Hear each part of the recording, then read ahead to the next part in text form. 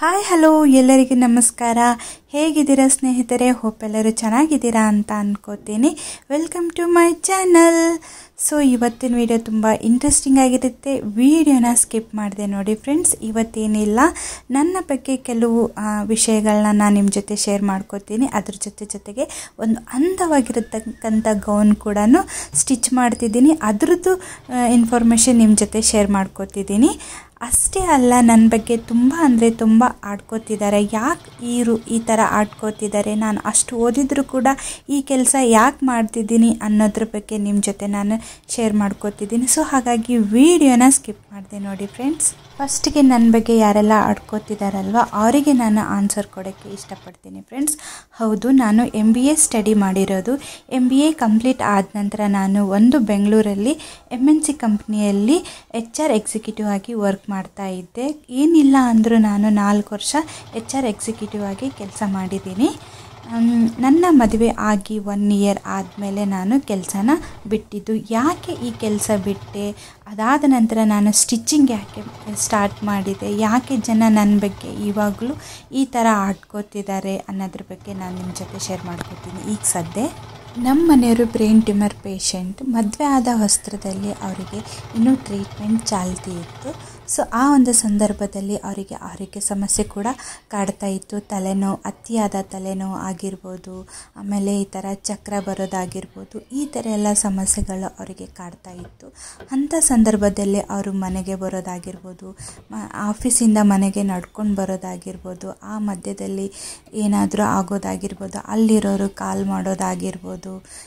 ನಾನು ಏನು ಮಾಡ್ತಿದ್ದೆ, ಕೆಲವೊಮ್ಮೆ ಮಧ್ಯದಲ್ಲೇ ಕೆಲಸ ಬಿಟ್ಟು ಹೋಗೋದಾಗಿರ್ಬೋದು, ತುಂಬ ರಜೆಗಳನ್ನ ಹಾಕೋದಾಗಿರ್ಬೋದು, ಈ ಥರ ಎಲ್ಲ ಮಾಡ್ತಿದ್ದೆ. ಸೊ ಈ ಥರ ಮಾಡೋದ್ರಿಂದ ನಮ್ಮ ಕಂಪನಿಯಲ್ಲಿರ್ತಕ್ಕಂಥ ಬಾಸ್ ಅಂದರೆ HR ಮ್ಯಾನೇಜರ್ ನನಗೆ ವಾರ್ನಿಂಗ್ ಕೂಡ ಮಾಡಿದರು.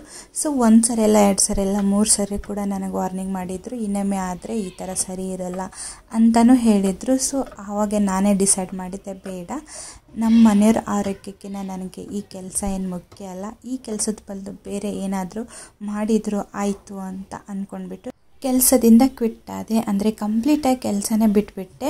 ಅದಾದ ನಂತರ ನಾನು ನಮ್ಮ ಮನೆಯವರ ಆರೋಗ್ಯದ ಬಗ್ಗೆ ತುಂಬಾ ಕಾಳಜಿ ವಹಿಸೋದ್ರ ಜೊತೆಗೆ ನಾನು ಕೂಡ ಏನಾದರೂ ಒಂದು ಬಿಸ್ನೆಸ್ ಮಾಡಬೇಕು, ಮನೆಯಲ್ಲೇ ಇದ್ದರೆ ಸರಿ ಹೋಗೋದಿಲ್ಲ ಅಂತ ಅಂದ್ಕೊಂಡು ನಾನು ಒಂದು ಫ್ಯಾಷನ್ ಡಿಸೈನಿಂಗ್ ಕೋರ್ಸ್ ಇಲ್ಲೇ ಬೆಂಗಳೂರಲ್ಲಿ ಜಯನಗರಲ್ಲಿ ಕಂಪ್ಲೀಟ್ ಸ್ಟಿಚ್ಚಿಂಗ್ ಬಗ್ಗೆ, ಅಂದರೆ ಮಾಡರ್ನಿಂದ ಹಿಡಿದು ಟ್ರೆಡಿಷ್ನಲ್ವರೆಗೂ ಕೂಡ ಯಾವ ಥರ ಸ್ಟಿಚ್ ಮಾಡ್ಬೋದು, ಒಂದು ಗೌನ್ ಆಗಿರ್ಬೋದು, ಎಲ್ಲ ಥರದ ಕೋರ್ಸ್ ಕೂಡ ಅವರು ನಮಗೆ ಹೇಳ್ಕೊಡ್ತಿದ್ರು. ಸೊ ಅಲ್ಲಿ ನಾನು ಟೈಮ್ ಸಿಕ್ಕಾಗೆ ಆ ಕೋರ್ಸ್ನ ಕಂಪ್ಲೀಟ್ ಮಾಡಿದೆ 1 ಇಯರಲ್ಲಿ.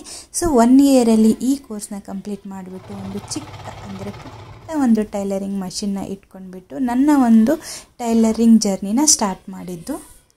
ನನಗೆ ನನ್ನ ಗಂಡನೇ ಎಲ್ಲ ಮುಖ್ಯ, ದುಡ್ಡಲ್ಲ. ಅರ್ನಿಂಗ್ಸ್ನ ನಾವು ಹೇಗಾದರೂ ಮಾಡ್ಬೋದು, ಜಾಬ್ ಮಾಡ್ತಾನಾದರೂ ಮಾಡ್ಬೋದು, ಈ ಥರ ಬಿಸ್ನೆಸ್ ಮಾಡಿನೂ ಕೂಡ ಮಾಡ್ಬೋದು. ಒಬ್ಬ ಜಾಬ್ ಹೋಲ್ಡರಿಗೆ ಬರ್ತಕ್ಕಂಥ ಸ್ಯಾಲ್ರಿ ಅಷ್ಟೇ ನಾವು ಮನೆಯಲ್ಲಿ ಬಿಸ್ನೆಸ್ ಮಾಡ್ತಾನೋ ಅರ್ನ್ ಕೂಡ ಮಾಡಬಹುದು. ನಾವು ಯಾರಿಗೂ ಕಮ್ಮಿ ಇಲ್ಲ. ಇವಾಗ ನಮ್ಮ ಮನೆಯವರು ಚೆನ್ನಾಗಿದ್ದಾರೆ. ಡಾಕ್ಟ್ರು ಕೂಡ ಇನ್ಮೇಲೆ ಇವರು ಕೂಡ ನಾರ್ಮಲ್ ವ್ಯಕ್ತಿ ಥರನೇ ಇರ್ತಾರೆ, ನಾರ್ಮಲ್ ವ್ಯಕ್ತಿನೇ ಇವರು ಅಂತಲೂ ಹೇಳಿದ್ದಾರೆ. ಇವಾಗ ನಮ್ಮ ಮನೆಯವರಿಗೆ ಯಾವುದೇ ಕಾಯಿಲೆ ಇಲ್ಲ, ಅದರಿಂದ ಹೊರಗೆ ಬಂದಿದ್ದಾರೆ. ಅವರು ಕೂಡ ಚೆನ್ನಾಗಿದ್ದಾರೆ. ನಮ್ಮ ಲೈಫ್ ಕೂಡ ಚೆನ್ನಾಗಿದೆ, ಚೆನ್ನಾಗಿ ಅರ್ನ್ ಮಾಡ್ತಿದ್ದೀವಿ. ನಾವು ಯಾರ ಮೇಲೇನೂ ಡಿಪೆಂಡ್ ಇಲ್ಲ, ಯಾವ ಫ್ಯಾಮಿಲಿ ಮೇಲೇನೂ ಡಿಪೆಂಡ್ ಇಲ್ಲ. ನಾವು ದುಡಿತಿದ್ದೀವಿ ಕಷ್ಟಪಟ್ಟು, ಹಾಗೆ ನಮ್ಮ ಜೀವನನ ನಾವು ಸಾಗಿಸ್ತಾ ಇದ್ದೀವಿ. ಸೊ ಇದು ನನ್ನ ಒಂದು ಜೀವನದ ಕತೆ. ನನಗೆ ಆಫ್ಲೈನ್ ಕಸ್ಟಮರ್ಸ್ ಇದ್ದಾರೆ, ಆನ್ಲೈನ್ ಕಸ್ಟಮರ್ಸು ಇದ್ದಾರೆ. ಆನ್ಲೈನ್ ಕಸ್ಟಮರ್ಸು ನನಗೆ ಈ ಥರ ಒಂದು ಡ್ರೆಸ್ ಸ್ಟಿಚ್ ಮಾಡಿ ಕಳಿಸಿ ಅಂತ ಹೇಳಿದರು. ಅವರು ನನಗೆ ಒಂದು ಪಿಕ್ ಕೂಡ ಕಳಿಸಿದ್ರು. ಇವಾಗ ತೋರಿಸ್ತೀನಿ ರೀ, ನೋಡಿ, ಈ ಥರ ಪಿಕ್ನ ಕಳಿಸಿ ಸೇಮ್ ಡ್ರೆಸ್ ನನಗೆ ಬೇಕು, ಸ್ಟಿಚ್ ಮಾಡಿ ಕಳಿಸಿ ಅಂತಲೇ ಹೇಳಿದರು. ಅದೇ ಥರ ಮಟೀರಿಯಲ್ನ ಬೈ ಮಾಡಿಬಿಟ್ಟು ಅದೇ ಥರ ಡ್ರೆಸ್ನ ಸ್ಟಿಚ್ ಮಾಡಿಬಿಟ್ಟು ಕೊರಿಯರ್ ಇವಾಗ ನಾನು ಈ ಡ್ರೆಸ್ನ ಅವರಿಗೆ ಕಳಿಸ್ತಾ ಇದ್ದೀನಿ. ಈ ಡ್ರೆಸ್ ಹೇಗಿತ್ತು ಅಂತ ಕಮೆಂಟ್ ಮೂಲಕ ತಿಳಿಸಿ. ಹಾಗೂ ಈ ವಿಡಿಯೋ ಕಂಪ್ಲೀಟಾಗಿ ನೋಡಿದ ನಂತರ ನಿಮ್ಮ ಅನಿಸಿಕೆಗಳನ್ನು ಕಮೆಂಟ್ ಮೂಲಕ ತಿಳಿಸಿ. ಹೋಪ್ ಈ ವಿಡಿಯೋ ಎಲ್ಲರಿಗೂ ಇಷ್ಟ ಆಗಿರುತ್ತೆ ಅಂತ ಅನ್ಕೋತೀನಿ. ಇಷ್ಟ ಆಗಿದ್ದರೆ ಲೈಕ್ ಮಾಡಿ, ಶೇರ್ ಮಾಡಿ, ಹಾಗೂ ನನ್ನ ಚಾನಲ್ನ ಸಬ್ಸ್ಕ್ರೈಬ್ ಮಾಡೋದನ್ನು ಮರಿಬೇಡಿ. ಯಾರು ಹೊಸದಾಗಿ ನನ್ನ ಒಂದು ವಿಡಿಯೋನ ನೋಡ್ತಿದ್ದೀರಾ, thank you for watching my video. Bye bye.